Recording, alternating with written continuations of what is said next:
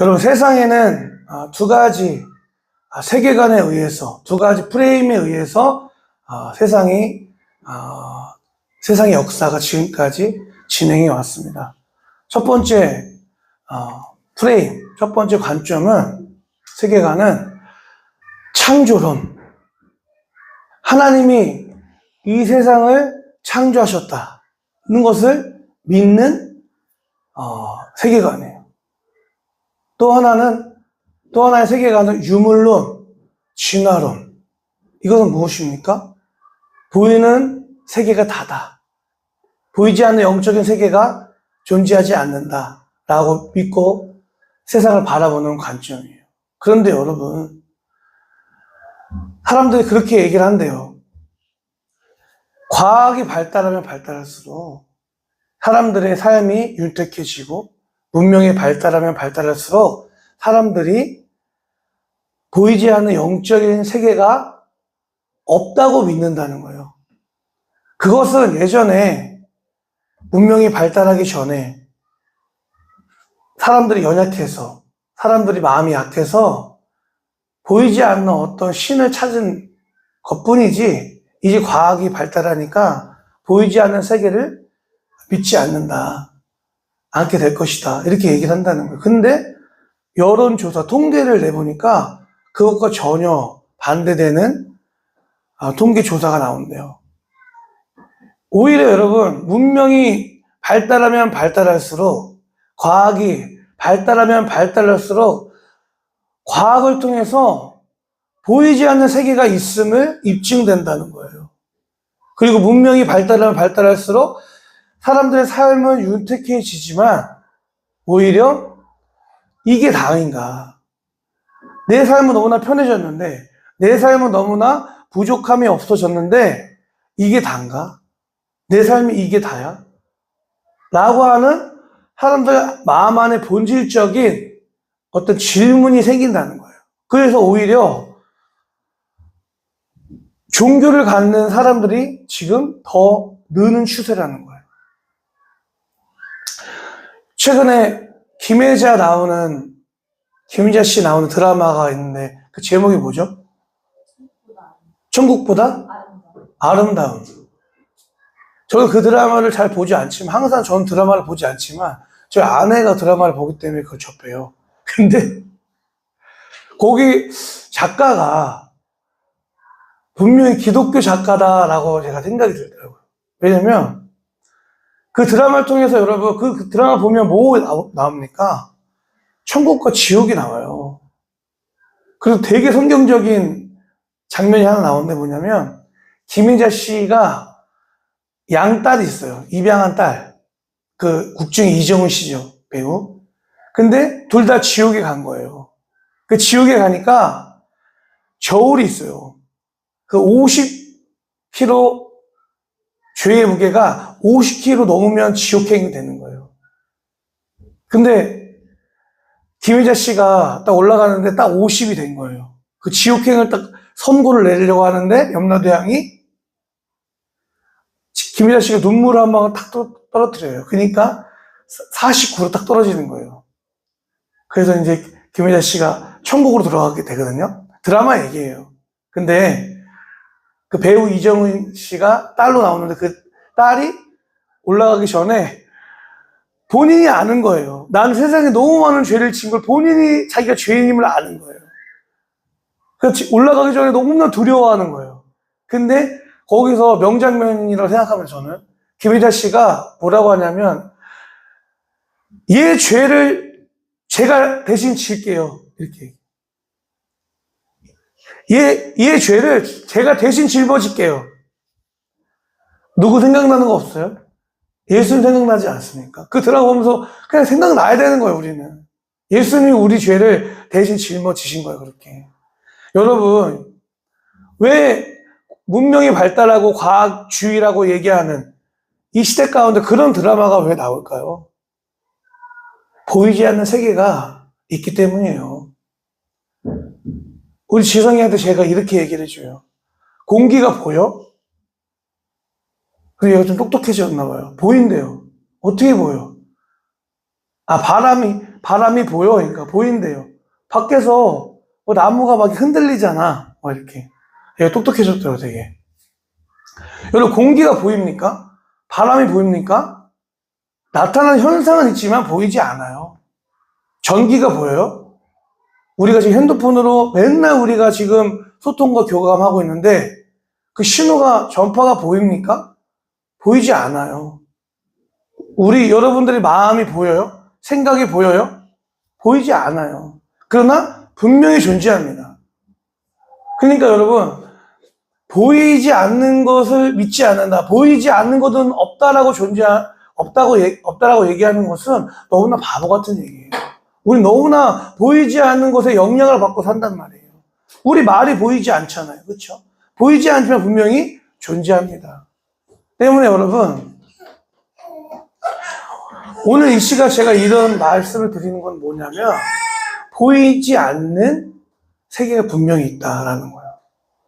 우리 안에 보이지 않는 세계가 있어요. 뭐냐면 영과 혼이라는 영역이 있어요. 자, 여러분, 성경에서도요, 사람의 구성 요소가 우리는 그냥 영혼이라고 얘기하잖아요. 근데 성경은요, 사람을 영혼, 지금 합성어예요. 영과 혼, 그리고 육. 근데 성경은 분명히 우리 사람에 대해서 영과 혼과 육으로 나뉘어졌다 분명히 얘기하고 있습니다. 제가 말씀을 읽어드릴게요. 데살로니가전서 5장 23절 말씀 보니까 평화의 하나님께서 친히 여러분을 완전히 거룩하게 해주시고 우리 주 예수 그리스도께서 오실 때에 여러분의 영과 혼과 몸을 흠이 없이 완전하게 지켜주시기를 빕니다. 바울이 기도하고 있는 거예요. 우리 예수님 오실 그날까지 여러분의 영과 혼과 몸이 흠이 없이 완전하게 거룩하게 하나님 앞에 구별되어지기를 내가 기도합니다. 말씀하고 있는 거예요. 자, 여러분, 성경뿐만 아니라 우리가 살고 있는 이 세상에 우리가 그냥 생각 없이 그냥 너무 자연스럽게 썼던 말들이 있어요. 여러분, 우리 하준이 잘못하면 엄마가 하준이 뭐예요? 혼내죠. 혼낸다. 혼나다. 거기 보면 혼이 들어가죠. 혼. 제가 사전을 찾아보니까 혼나다라는 뜻이 이런 뜻이 있대요. 견디기 어려운 일을 겪어서 호된 시련을 받다. 매우 놀라거나 힘들거나 무서워서 사람의 몸 안에 있는 혼이 빠져나갈 지경에 이른다고 해서 생긴 말이다. 그러니까 무섭게 해서 두렵게 만들어서 어떤 잘못을 했을 때 혼내잖아요. 그러니까 두려움과 어떤 이렇게 무서움을 줘서 사람 안에 있는 혼이 빠져나가는 거. 그 정도의 두려움을 느끼게 하는 게 혼낸다라는 말이에요. 혼이 뭐예요? 우리의 정신을 얘기하는 거예요. 우리의 생각과 우리의 지적인 영역, 감정적인 영역, 우리의 의지, 우리의 느낌, 우리의 양심, 이게 다 우리의 혼적 영역이에요. 혼이에요, 혼. 정신. 또 이런 말이 있죠. 얼이라는 말이 있죠. 얼. 우리 대한민국의 얼. 그쵸? 이 민족의 얼. 이런 얼이라는 말 쓰잖아요. 근데 얼이라는 말을 제가 사전 찾아보니까 그냥 간단 명료하게 정신의 줏대라고 얘기합니다. 얼을. 정신의 줏대. 그러니까 혼의 줏대. 얼이. 그러면 여러분, 우리의 얼굴. 사람들 그러잖아요. 사람이 그 사람 얼굴만 보면은 그 사람이 어떤 상태인지 알잖아요. 그렇죠? 그렇죠? 그냥 자녀가 부모를 바라볼 때, 부모가 자녀를 바라볼 때 그냥 오늘 딱 얼굴 바라보면 아, 우리 엄마 오늘 기분이 좋네, 안 좋네? 우리 아들이 기분이 좋네, 안 좋네? 학교에서 무슨 일이 있었나? 알아요, 몰라요? 그냥 알잖아요. 왜 알아요? 우리 얼굴이 무슨 뜻이냐면 여러분, 우리의 정신의 줏대, 정신 곧 우리의 혼이 들어가 있는 곳이, 혼이 들어가 있는 굴이 얼굴이에요. 얼굴. 우리의 정신이 들어가 있는 얼굴. 그러니까 얼굴을 보면 사람이 어떤 상태인지 대본에 알 수 있죠. 그렇죠? 그리고 우리가 사는 세상에도 혼이라는 영역에 대해서 분명히 얘기하고 있다는 거예요. 자, 근데 여러분, 오늘 창세기 6장 2절부터 3절 말씀 보면 이런 말씀이 있어요. 하나님의 아들들이 사람의 딸들의 아름다움을 보고 저마다 자기들의 마음에 드는 여자를 아내로 삼았다. 주님께서 말씀하셨다. 생명을 주는 나의 영이 사람의 속에 영원히 머물지는 않을 것이다. 생명을 주는 나의 영이 사람 속에 영원히 머물지는 않을 것이다. 원래는 사람을 하나님께서 영과 혼과 육이 있는 존재를 하나님께서 창조하셨다는 거예요. 그 영을 통해서 하나님께서 우리에게 생명을 주셨대요. 그런데 하나님의 아들들, 모든 인간들이 원래는 하나님께서 정하신 결혼 구조는 뭐예요? 일부일처제예요, 원래는. 근데 사람들이 자기 정욕대로 보이는 여자를 내 능력대로 마음대로 그러니까 인격과 인격이 나누는 관계로 우리를 창조하셨어요. 남자와 여자를. 그런데 죄로 말미암아 영이 죽으니까 혼과 육만 남았어요. 내 생각만 남고 내 지정의만 남았어요. 육만 남았어요. 하나님과의 관계가 끊어져 버렸어요. 영이 죽은 상태. 그러니까 마음대로 사는 거예요. 내 능력만 되면 저 여자도 내 여자, 이 여자도 내 여자, 마음대로. 그러니까 인격과 인격이 나누는 결혼 관계가 아니라, 사랑을 나누는 관계가 아니라 그냥 정욕대로, 그러니까 하나님께서 창조하신 하나님의 형상과 하나님의 모양으로 창조된 인간을, 한 인격, 여자를 그냥 마음대로 휘두르고 마음대로 하는 그런 폭정이 일삼는 수준으로 인간이 전락해버린 거예요. 그러니까 인간의 역사가 어때요, 여러분? 끊임없이 분열과 분쟁과 전쟁의 역사가 되는 거예요. 오늘 지금 여러분 세계 역사 보세요. 지금 너무나 우리 다음 세 친구들 뉴스를 꼭 보셔야 됩니다. 지금 어디 전쟁하고 있어요? 우크라이나, 러시아가 전쟁이 아직도 안 끝났죠. 근데 또 지금 어디랑 전쟁이에요? 파키스탄과 인도가 전쟁하고 있어요. 둘 다 핵을 갖고 있는 나라래요. 몰랐는데 파키스탄도 핵을 가지고 있대요. 지금 세계 역사상 가장 무서운 시대 가운데 살고 있다는 거예요. 가장 무서운 시대. 근데 지금 하나도 우리한테 실감이 안 오죠, 여러분. 근데 여러분, 전 세계 사람들은 지금 인류 역사상 가장 두려워하는, 무서워해야 되는 그런 시대 가운데 우리가 살고 있다고 얘기하고 있다는 거예요. 세계 전쟁이 지금 일어날 수 있는 딱 앞에 있는 거예요. 자, 그래서 여러분, 혼과 육이 남은 인간, 영이 죽었어요. 근데 오늘 말씀 보니까 우리 25절 말씀 볼게요. 에스겔서 36장 25절 시작. 그리고 내가 너희에게 맑은 물을 뿌려서 너희를 정결하게 하며 너희의 온갖 더러움과 너희가 우상들을 섬긴 모든 더러움을 깨끗하게 씻어주며. 여기까지. 여러분, 하나님께서 에스겔 선지자에게 하나님께서 앞으로 이스라엘 백성들에게 하나님의 백성들에게 앞으로 이렇게 하겠다라고 미리 일어날 일들에 대해서 예언하고 계신 거예요. 예언의 말씀. 에스겔이 그 말씀을 받을 때는 그것이 이루어지지 않았어요. 그런데 앞으로 하나님께서 이렇게 하실 것이다 예언을 주신 거예요. 자, 구약 성경에서 여러분 5대 제사가 있어요. 하나님께서 이스라엘 백성을 선택하셔서 하나님의 백성 삼으시고 나는 너희의 하나님이 되시겠다고 말씀하시면서 관계를 이루어야 되기 때문에 죄가 있으면 관계가 이루어질 수 없잖아요. 죄의 문제를 해결하기 위해서 5대 제사법을 레위기 말씀 가운데 주셨어요. 속죄제, 속건제, 화목제, 번제, 소제. 이 5대 제사의 핵심은 뭐냐면 죄를 속하는 거예요. 근데 속죄제에 죄를 용서받는 정결함을 얻는 한 예식이 뭐냐면 나 대신 죽은 짐승의 피를 제단에 뿌리는 거예요. 그걸 얘기하고 있는 거예요. 내가 너희에게 맑은 물을 뿌려서 너희를 정결하게 하겠다. 너희의 온갖 더러움과 너희가 우상들을 섬긴 모든 더러움을 깨끗하게 하겠다. 뭘로 깨끗하게 하는 거예요? 맑은 물, 여기서 맑은 물은 무엇을 상징합니까? 예수님의 보혈을 의미하는 거예요. 예수님의 피를 상징하는 거예요. 예수님의 생명을 상징하는 거예요. 예수님께서 십자가에서 물과 피를 우리에게 아낌없이 다 쏟아주셨잖아요.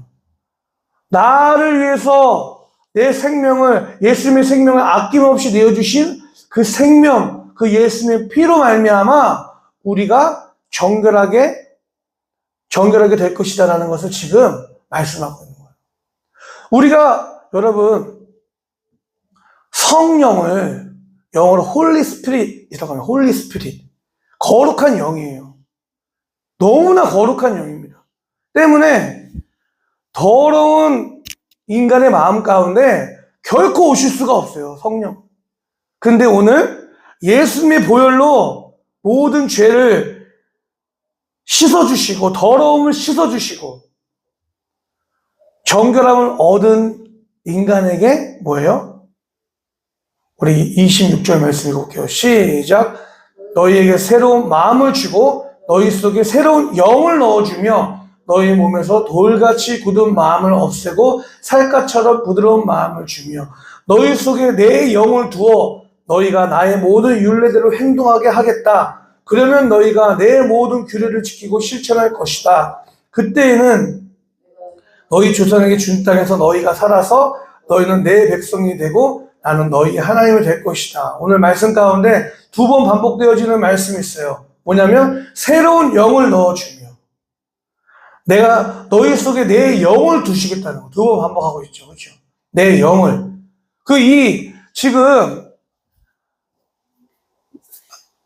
죄로 말미암아 창세기 6장에서 죽었던 그 영을 다시 인간 안에 마음속에 두시겠다는 거예요. 영을 우리 안에 두시겠다는 거예요. 근데 그게 언제 이루어졌어요? 구약시대에는 이루어지지 않았어요. 근데 예수님이 오심으로 말미암아 우리 요한복음 제가 읽어드릴게요. 6장 63절 말씀 보니까 예수님이 말씀하셨어요. 생명을 주는 것은 영이다.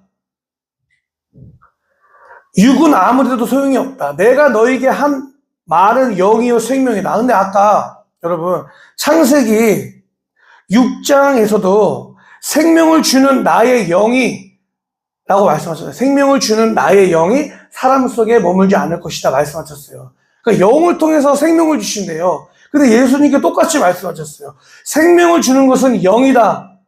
육은 아무데도 소용이 없다. 내가 너에게 한 말은 영이요 생명이다. 영은 뭐예요? 하나님을 인식하는 통로예요.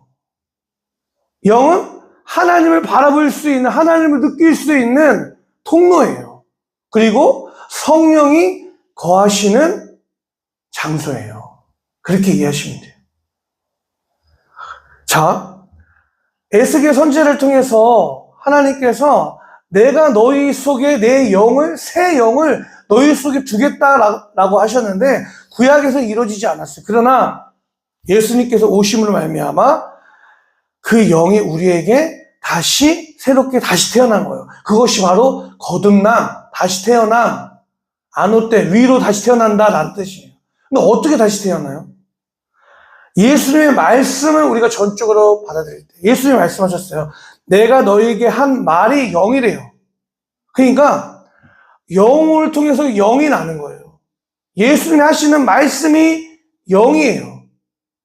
그리고 그 예수님의 말씀, 그 영을 우리가 전적으로 받아들일 때 죽었던 우리의 영이 거듭 다시 태어나게 된다라는 거예요.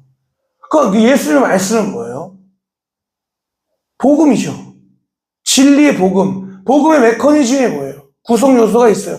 첫 번째, 너는 전적으로 타락한 죄인이다라는 거예요. 구약 성경 가운데 여러분, 구약 창세기부터 말라기는요, 그거 얘기하고 있는 거예요. 창세기에서 이 세상을 누가 창조했고, 어떻게 창조했고, 어떤 존재로 창조했고, 어떤 목적으로 창조했고, 인간이 어떻게 타락했고, 타락하자마자 하나님께서 인간을 어떻게 구원하시기로 구원의 계획을 세운 그 얘기가, 스토리가 창세기예요. 그리고 구약 성경 전 역사가 뭐냐면, 인간은 이스라엘 백성을 선택하셔서 이스라엘 백성의 모습을 통해서 우리의 존재가 어떤 존재인지를 간접적으로 우리가 롤모델로 알게 하시는 거예요. 수없이 많은 하나님의 기적을 체험합니다. 은혜를 체험해요. 복도 많이 받았어요. 근데 복을 많이 받으면, 형통한 은혜를 많이 받으면 하나님 감사합니다, 하나님을 예배합니다 이럴 줄 알았더니 사사기 말씀 보니까 하나님께서 조금만 복 주시고 조금만 잘 되게 하시면 뭐예요? 바로 타락해버리는. 하나님 어딨어? 내 마음대로 살 거야. 우리 안에 그런 죄성이라는 게 있는 거예요. 자석이 여러분, N극과 S극이 딱 만나면 붙어버리잖아요. 그렇죠? 그런 것처럼 우리가 죄 앞에 서면 그냥 붙어버리는 거예요. 제가 새롭게 하소서 저희 때는 되게 유명한 개그맨이었는데, 오원석이라고 있어요. 파마머리 혹시 사자머리하고 옛날에 죄민수 보시면 알아요. 근데 그분의 간증이 있어요. 그분이 그렇게 술을 많이 마셨대요. 근데 언제 술을 많이 마셨냐면 잘 될 때, 자기가 문명생활 할 때보다 잘 될 때 이제 떴어요. 그래가지고 돈도 많이 벌고 그때 그렇게 술을 많이 먹었대요. 왜 많이 마셨냐면 너무나 두려웠대요. 너무나 경쟁 구도니까 내가 지금은 잘 되고 있지만 사람들이 내가 잘 되고 있는 것을 언젠가는 이거를 뺏어갈 거야 라는 두려움이 있었대요. 그 개그 연예 그 세계 안에서. 그렇게 술을 마셨대요. 근데 술을 많이 마시니까 나중에는 이 사람이 정상적인 삶도 안 되고 해서 이제 완전 음주운전 여러분 이렇게 해가지고 완전히 방송계에서 완전 이제 떠나게 됐대요. 그때 개그맨 전유성 씨가, 그 개그계의 이경규 같은 사람이 있어요, 얘들아. 전유성 씨라고. 완전히 이제 개그계의 원로지. 그분이 자기 집에, 너 우리 집에 와서, 시골에 와서 좀 쉬었다 가라. 근데 이 오원석이라는 사람은 원래 교회를 다니다가 어렸을 때 떠나가지고 불교를 되게 심취했던 사람이에요. 그래서 맨날 자기 방에도 108배를 했대요. 108배. 절을 하고, 부처님한테. 근데 이 전유성 씨도 교회를 다니는 사람이 아니에요. 예수님 믿는 사람은 아니에요. 근데 얘를 보니까 얘가 살 길은 교회 가는 것밖에 없겠구나. 그래서 야, 너 교회 한번 가봐라 그랬대요. 자기도 교회 안 가면서. 그래서 같이 교회를 가고 그 개그맨 이성민 씨 있잖아요. 그분을 만나서 아주 예수님 믿게 되고 막 그런 얘기예요. 네. 근데 지금 제가 죄성을 얘기하기 위해서 그분 얘기하는 거거든요. 뭐냐면 이분이 그래요. 자기가 하나님한테 그랬대요. 하나님, 제가 은혜 받고 나서 하나님, 제가 3개월인가? 술을 마시지 않겠습니다. 약속을 했대요.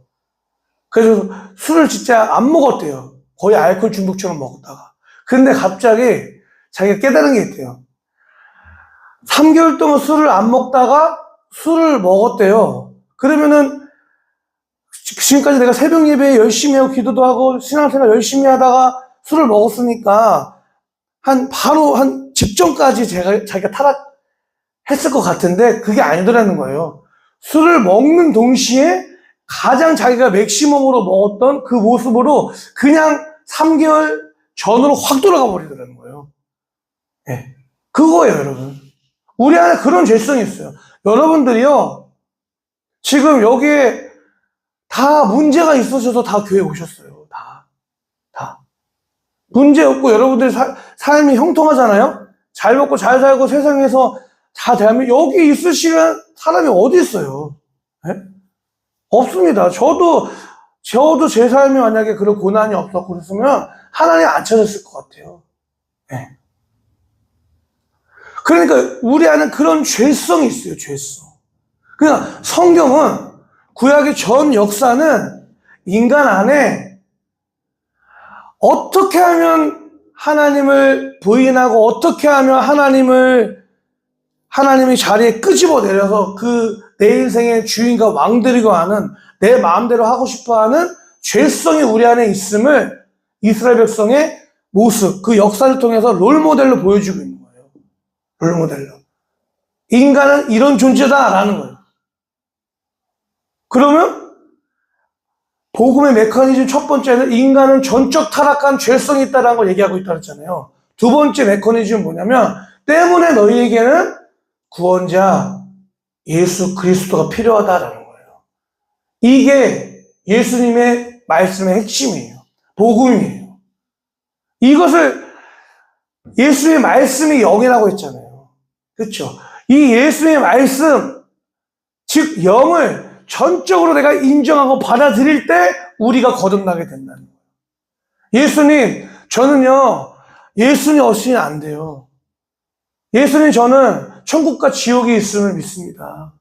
제가 원래는 제 죄 때문에 지옥에 가야 되는데 영원한 지옥에 갈 수밖에 없는 존재인데 그런 존재인 나를 김희자 씨가 그 딸의 죄값을 대신 짊어지신 것처럼 예수님이 내 과거와 현재 미래의 모든 죄, 그 죄에 대한 결과, 그 죄값을 예수님이 대신 지셔서 예수님의 생명으로 뭐예요? 예수님 피로 값을 대신 치러주신 그 예수님의 사건이 곧 나의 사건임을 내가 인정합니다. 받아들입니다. 믿습니다. 라고 할 때 우리의 죽은 영이 다시 태어나게 된다는 거예요. 그래서 그 영을 통해서 하나님께 기도하고 찬양하고 이 시간에 여러분이 말씀을 들을 수 있게 되는 거예요. 여러분 큐티 하십니까? 큐티 꼭 하세요. 큐티책 안 사시면 여러분 한 달에 2, 3천 원밖에 안 하잖아요. 큐티 어플. 그렇죠? 제가 최근에 이번 주에 어떤 분의 간증을 봤어요. 근데 간증이 어떤 간증이냐면 똑같은 비슷한 간증이 이번 주 안에 2번이나 나왔더라고요. 어떤 사람이 20대 때부터 어떤 투자회사를 엄청 똑똑한 사람이었겠죠. 20대 때 주식을 잘해가지고 20대 때 20억을 벌였대요.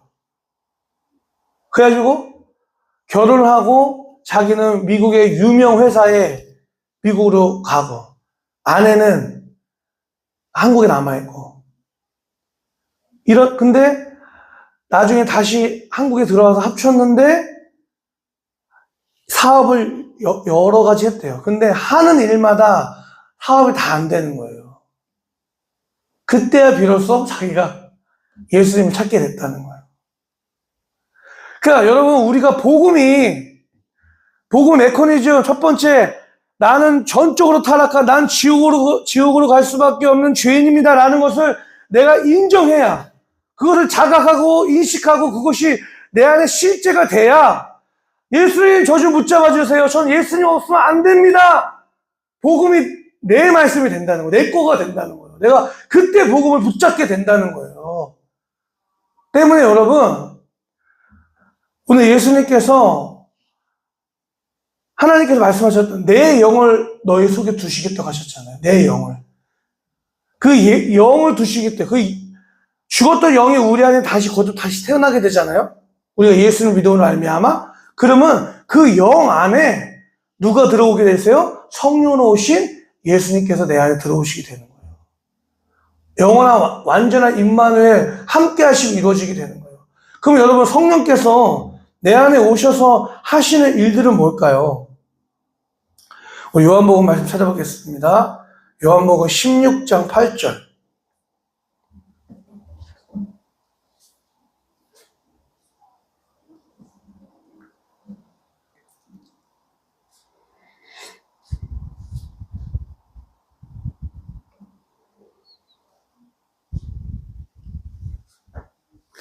자, 요한복음 16장 8절부터 13절 말씀.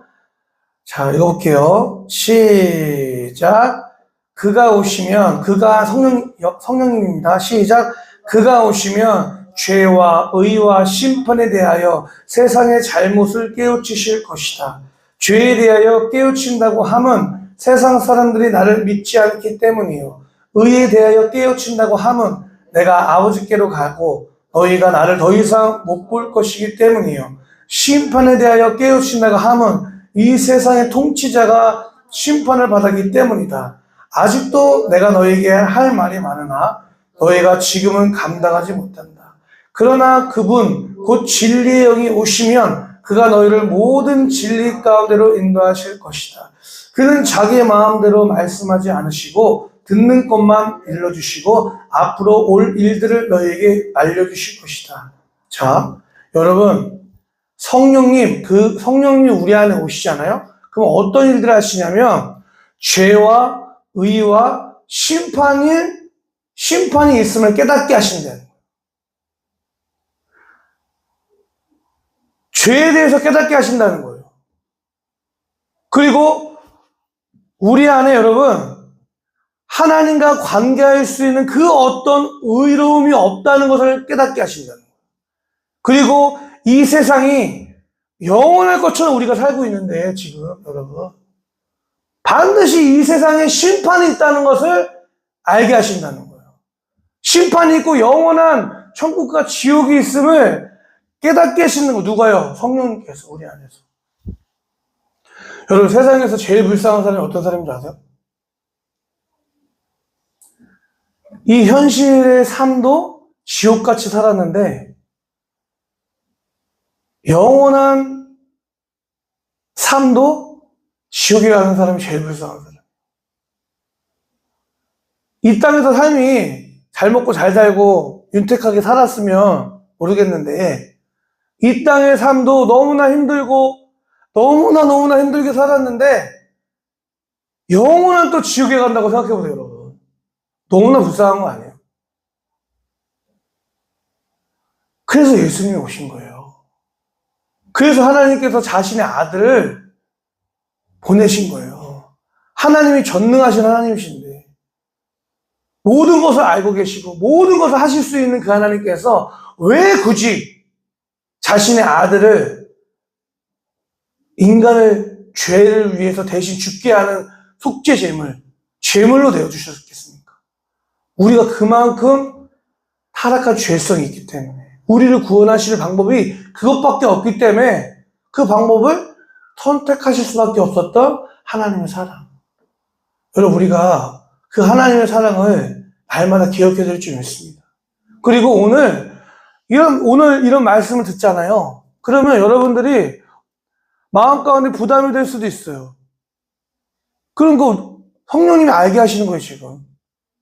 예. 근데 여러분, 성령님이 우리 안에 계셔서 계속 우리를 정죄하고, 너가 이런 죄를 졌어. 너가 이렇게 하면 안 돼.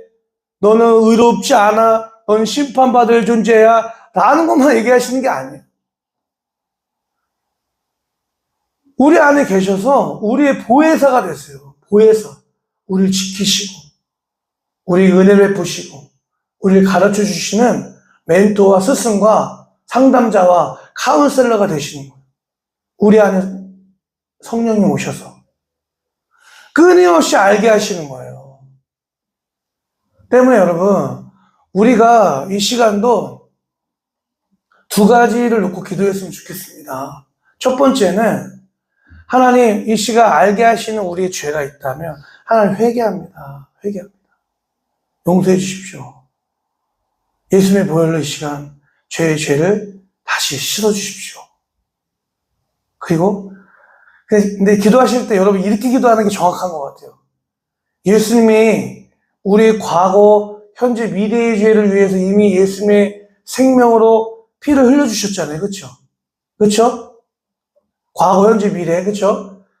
그러면 우리가 죄 지을 때마다 이거 용서해 주세요 이렇게 기도하는 게 아니라 이미 우리의 죄 자체가 용서함을 받은 거예요. 과거, 현재, 미래의 모든 죄가 용서함을 받은 거예요. 그러면 회개 기도할 때는 예수님께서 저의 이 죄까지도 이미 용서해 주셨음을 제가 믿고 신뢰합니다. 나를 향한 예수님의 보혈이 이 시간도 내 죄를 이미 깨끗게 하셨음을 제가 믿고 신뢰합니다. 제가 이 죄에서 돌이킬 수 있도록 우리 성령님 도와주세요. 힘을 주세요. 라고 기도하시겠죠. 그리고 여러분, 제가 지금 두 가지 기도 제목 한꺼번에 얘기 드렸네요. 이렇게 기도하시면 될 것 같아요. 그리고 여러분의 삶 가운데 우리 다현이도 지금 고3인데 고3 친구들이 되게 힘들잖아요. 그렇죠? 근데 제가 오늘 되게 신기한 게 제가 전전교회에 있을 때 고3 친구 있어요. 근데 그 친구가 이제 제가 되게 많이 사랑했던 학생이었거든요.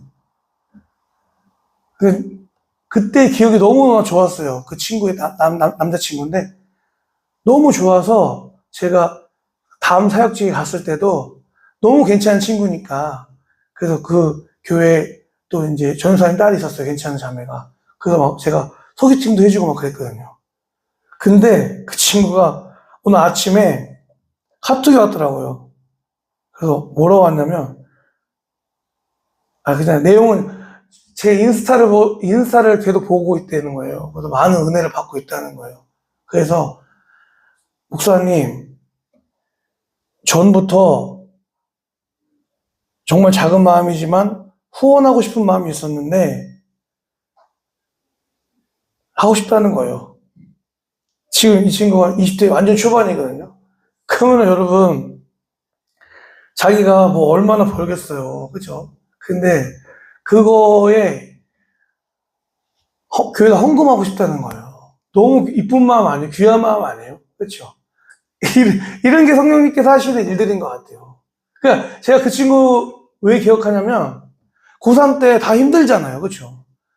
고3 때 애들이 중간고사 보고 기말고사 보고 또 수시하는 애들은 시험이 절대적으로 중요하니까 되게 많이 힘들단 말이에요. 시험 때마다 표정 괜찮은 친구도 한 명도 다 어두워요. 그때마다 제가 그 찬양을 많이 불렀던 것 같아요. 아무것도 두려워 말라. 아무것도 두려워 말라. 그래서 어떤 고3 친구들은 나중에 청년부대에서 저한테 그렇게 얘기하더라고요. 목사님, 저 고3 때 교회 진짜 가기 힘들었는데, 목사님이 맨날, 그때 전도사님이었죠. 전도사님이 예배 때마다 아무것도 두려워하지 말라. 그 찬양 해주셨는데, 그 찬양 들으려고 왔다는 거예요. 그러니까 애들이 그만큼 마음이 간절한 거죠, 여러분. 너무나 두렵고 염려가 되니까, 내 앞길이 어떻게 될지 모르니까, 그치, 다현아? 그쵸? 그러니까 지금 이때 기도하는 거예요, 여러분. 네. 그러니까 우리의 삶 가운데, 하나님이 여러분, 기도할 수 있는 환경을 허락하실 때가 있어요. 기도할 수밖에 없는 가난한 심령, 영적인 결핍, 예수님 아니면 내가 정말 도움을 요청할 수 없는 그런 상황들 여러분, 하나님의 은혜가 있는 사람들은 기도하시는 거예요. 기도. 하나님 도와주세요. 내 안에 계신 성령님, 이 시간도 말할 수 없는 탄식으로 내 안에 역사하셔서 보혜사 파라클레토스라는 뜻이 뭐냐면 여러분, 정확한 뜻은 뭐냐면요, 우리의 멘토가 되신다는 거예요. 성령께서 예수님 내 안에 오셔서. 멘토라는 사전적 정의가 뭔지 아세요?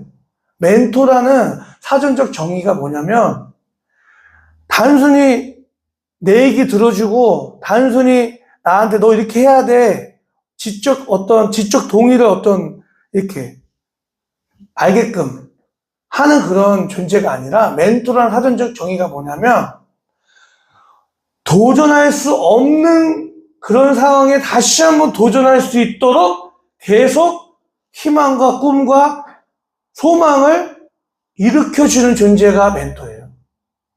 멘토가. 근데 예수님께서 내가 너희에게 진리의 영이신 성령 보혜사를 너희에게 보내겠다.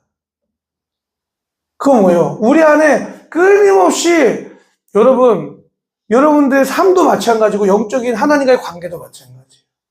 여러분 여기서 하나님과의 관계 잘하시는 분 내가 보니까 한 명도 없어요. 저를 포함해서. 저도 못하고 우리 사모님도 하나님과의 관계에서 다양한 신실하게 나아갈 수 있는 사람이 어디 있겠어요. 그렇죠? 우리 안에 죄성이 있는데 하나님보다 세상이 좋고 하나님보다 죄가 좋은 죄성이 우리 안에 있는데 어떻게 우리 힘으로 하나님과의 관계를 잘하는 게 이상한 거죠. 예. 그러니까 하나님은 성령을 보내신 거예요. 보혜사를 보내신 거예요. 하나님과의 관계 안에 우리가 날마다 넘어지고 자빠지고 오늘도 내가 하나님의 말씀을 알지만 알면서도 못했네. 핫한 마귀가 또 그걸 통해서 우리를 정죄합니다. 이러할 때 우리 성령님께서 아니야. 다시 하면 돼. 다시 시작하면 돼. 1000번 넘어지면 1001번째 다시 일어서면 돼. 1억 번 넘어지면 1억 번 그 다음 한 번째 일어나면 돼. 베드로가 예수님을 3번씩이나 욕을 하면서 부인했지만 다시 예수님이 원하시는 건 뭐예요? 예수님이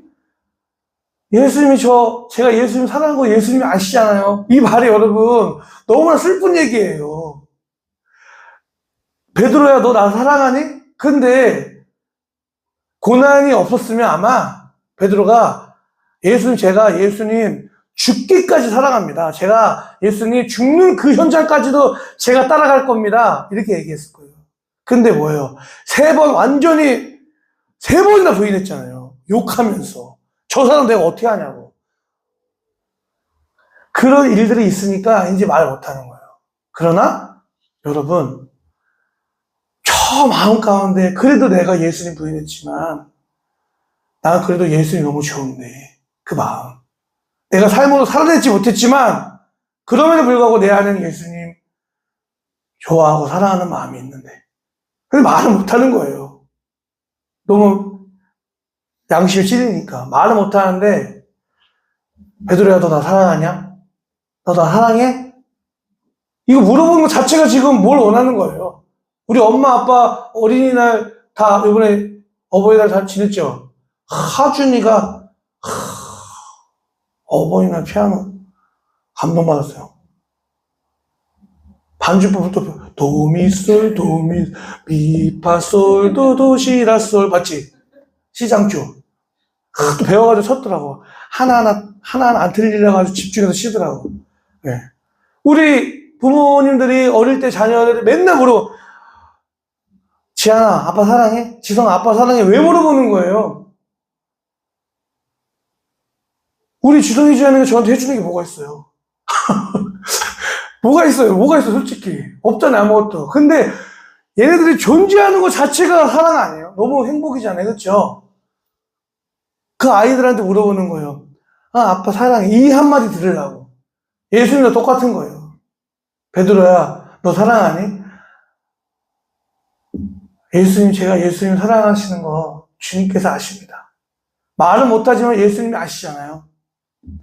이거 듣기 원하시는 겁니다. 여러분 우리 예수님께서.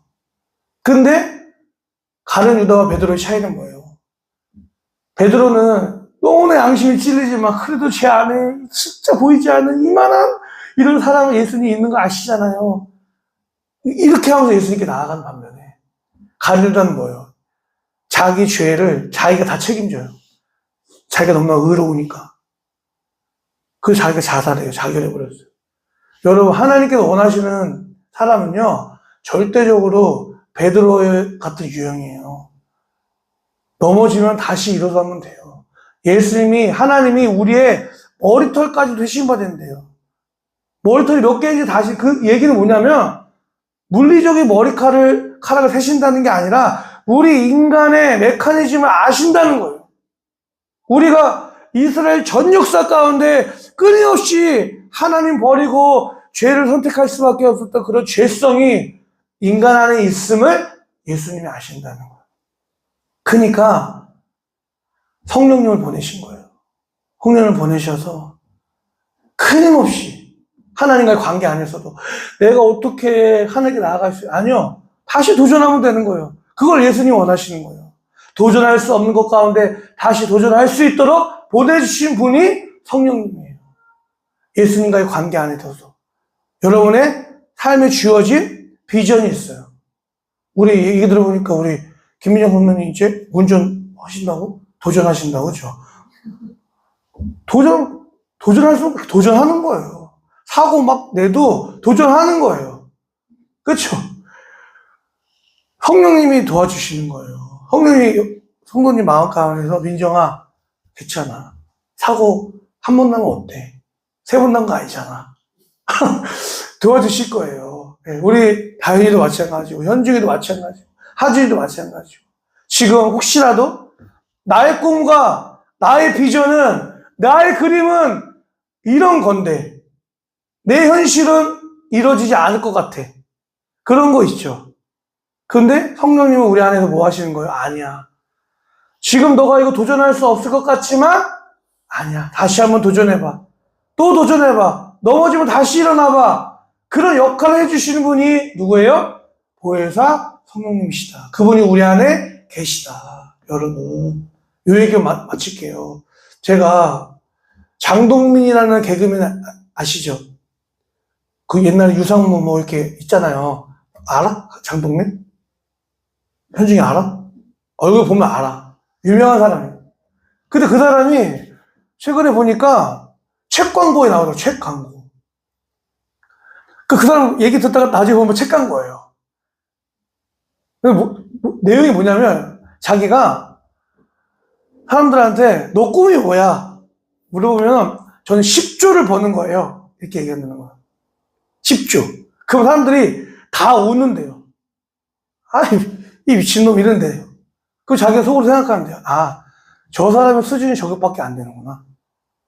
자기가 개그맨 되기 전에 유상무 이런 애들이 다 친구였대요. 그래서 완전히 만 원, 돈이 없어가지고 10,000원 가지고 여러 명에서 소주 하나 시켜 먹고, 소주 하나 시키고 먹던 사람들이래요.